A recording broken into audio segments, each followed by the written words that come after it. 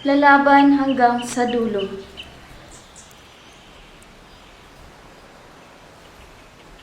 Ang ikatatlong taon sa kolehiyo, pag-aaral ay hindi madalit biro.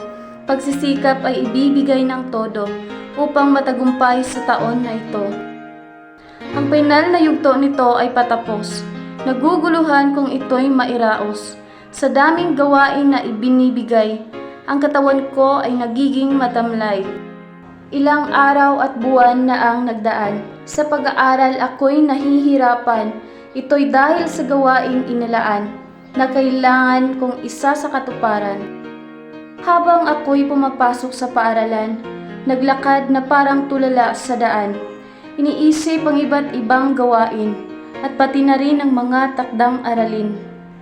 Agad nagtungo sa paboritong misa. Tumatabi sa kaklaseng may ginagawa. Mga mata ko'y nakatitig sa kanila habang pinagmamasdan ang ginagawa. Kay raming gawain na dapat ipasa. Mga final na output, idinagdag pa. Kinakailangang gawin at ipapasa upang makakuha ng malaking marka. Pagsasadulat, pagpapakitang turo, mga gawaing ibinibigay ng guro. Pagod at hirap man ang mararanasan, ito ay hindi dapat sinusukuan.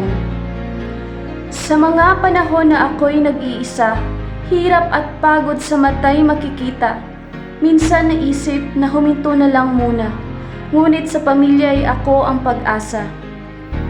Pag-uulat sa klase ay hindi mawala. Ang kaba sa dibdib ay gumagambala. Minsan pautal-utal kong magsalita dahil sa takot na hindi inakala. Sa mga panahon na ako'y nahirapan, ako'y patuloy pa rin na lumalaban.